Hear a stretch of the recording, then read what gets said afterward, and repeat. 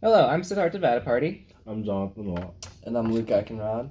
and today we're going to just discuss a little bit of what we learned from interviewing two small businesses and looking at some of the example industrial consumers at a convenience store named Publix. The first farm we're going to talk about is Alma Farms, run by Tom Ellis. He owns the most of the company. And what I think is most interesting about this small business is that it's mainly a research and development company.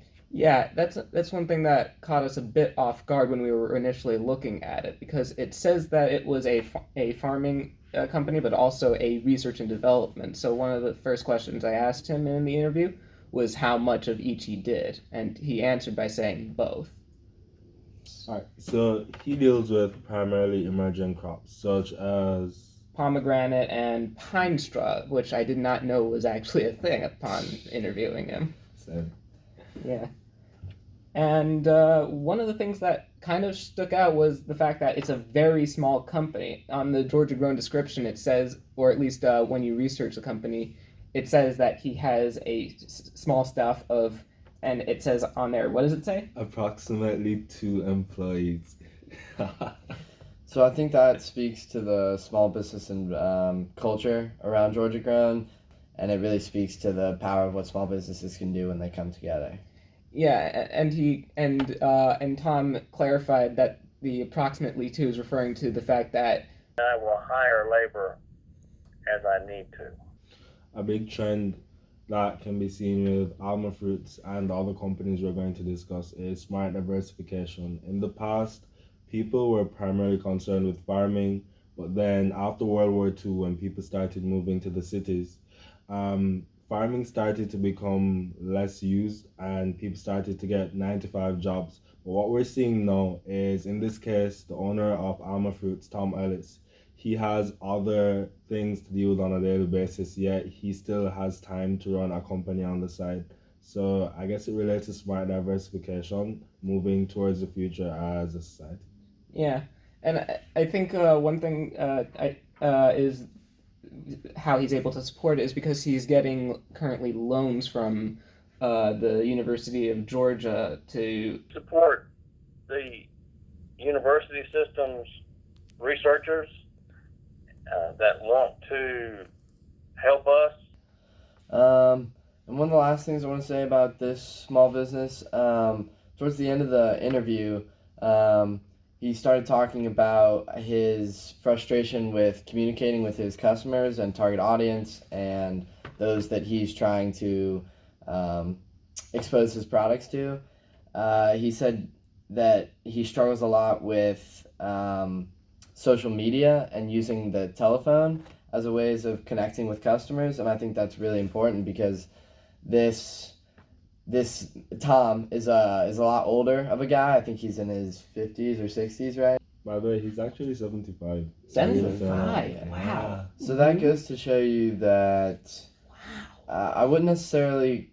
I think he was trying to express his problem as he was trying to connect with customers over the phone, and this is where he ran into the problem of I don't know when to answer the phone. I don't know if it's a telemarketer or if it's a customer. But I think this speaks to the age gap in today's society because now his frustration with that is very clear, but it also doesn't make sense because most of business today is not done over the phone through phone calls necessarily. It's emails, social media, for example, but as a ways of communicating with your customers, that's a thing of the past, and it was interesting to see his frustration with it because he clearly hasn't moved on. All right. I think this is a good point to look at our next small business that we've interviewed, A Girl and a Goat, run by Carmen Adams Davy. And it turns out that, like our previous CEO of their small business, Carmen is actually is following this thread of smart diversification as well because. I also have another job as well. I do work up at the hospital up at Navicent in Macon. I'm an oncology nurse. I think that's important too because it shows that one, she's working a separate job because a lot of these small farmers and small business owners aren't making enough income through their business to actually support their family. So they have to find other ways of supplementing income. And to show that she's very educated but still passionate about her own business is really important. And I think it speaks to the mission of Georgia Grown, that they want to empower these people and hopefully they can do what they love and maybe not have to work their other job. They can be passionate about their community and the farming work that they do. Yeah. And unlike our previous person that we were talking about, unlike Tom, she actually seems to be sort of embracing the new social media of this day and age by actually posting, even though Tom has posted pictures of his merchandise on Facebook, Carmen actually goes out of her way to post videos of her actually making her products, which include various soaps like lip balms and bath bombs, which again she makes all from beeswax and goat's milk. A big difference between her and Tom is that she's deeper rooted in smart diversification because she's an oncologist. Now, I've never seen an oncologist that's also a farmer. Now, that's really unique. Yeah. And at the same time, she also has the ability to, in using social media, by showing how the soaps are made. Normally, what you'd find is that people moving from the farms, the genesis from the farms to the cities after World War II, kind of left a gap because you can go from the farm to the city, but you can't necessarily go from the city to the farm because not everyone that's adjusted to city life can really go back on a farm and get back into the groove like our ancestors. And I think that the main reason she's able to do this, though, if we're basing this off of what we know from pure stats, and the main reason that Tom's able to also do a balance of research and actually selling stuff is because they're both very small farms on the relative scale. Girl and a Goat's Company farm is only 3 acres, where I think 2 of them are for the goats themselves. 1 acre and for one the goats. 1 acre's for the goats, and the other 2 are for the bees, right? Yeah. And yeah. Yeah, and for Tom's farm, he only has exactly 1 acre, which for scale is a little over 200 feet on each side if you were to make a square, which is really small if you think about it. Okay, Luke, so you talked to some people from Publix. Yeah. So I talked to a student from Georgia Tech at Publix shopping. I thought he was a pretty good target to interview. And to me, the biggest point he brought up when I asked him questions regarding why he shops at Publix or Walmart or Target, they kind of all are in the same category versus locals farmers markets and farmers stands, things like that. And the biggest thing that he said was that it's for convenience, which I thought was really interesting. It's clear that big box stores have the ability to provide food and products to people in the city that local farmers and farmers markets aren't able to do.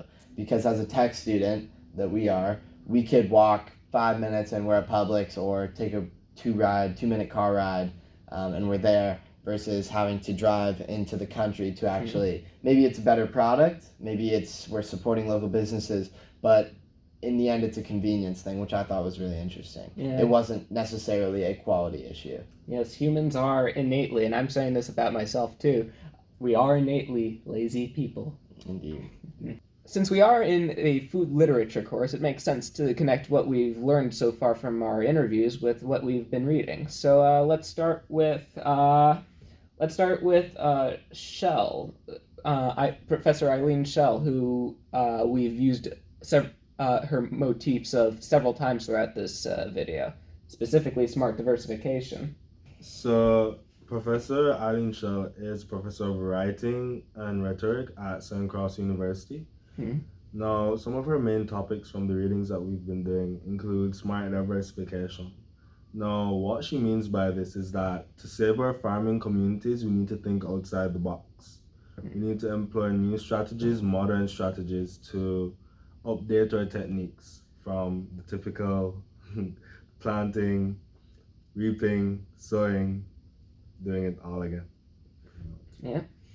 And we've definitely been seeing that rhetoric being used in our interviews with A Girl and a Goat and Alma Fruits, with Alma Fruits incorporating modern research into his company on the side, with A Girl and a Goat being more of considered a communal task on the side, with the main income flow coming from a professional job as an oncology nurse. And another interesting source that we've noticed some connections to is with Zen's reading that we had in class, specifically with Zen's emphasis on the importance of narrative in food studies. And not quite so obvious as in Alma Fruits, but with A Girl and a Goat? Yeah. Yeah, so are you speaking to her posting videos about how she makes her fruit and things like that? Yeah, I think that's honestly the biggest connection between her and Zen's piece, because she's being very open source about it. She's being, open is the best way to describe it in this day and age. She's being transparent with her products to her audience and to anyone that maybe isn't her audience or target market right now, but by being open and by being and communicating with an audience, she's opening herself to finding a lot more new customers. And I think we can't end this video unless we also discuss the big elephant in the room, Wendell Berry's What Are People For? Because I think that it talks about the general shift from the rural life to the more modern life in cities. Yeah, in relation to Wendell Berry, it's interesting to see with the modern migration pattern from people from the countryside or more rural communities to the city, should farming should it be considered in the same light as it has in the past versus an occupation versus something that everyone kind of does on the side, big box stores, versus people making their own food and just being self-sufficient. Yeah, that is something interesting that we're going to have to probably address as a society soon, given that the farmers' crisis is not likely to go away or diminish yet. All right, guys. Thank you for listening. See you all soon. See ya. See ya. All right.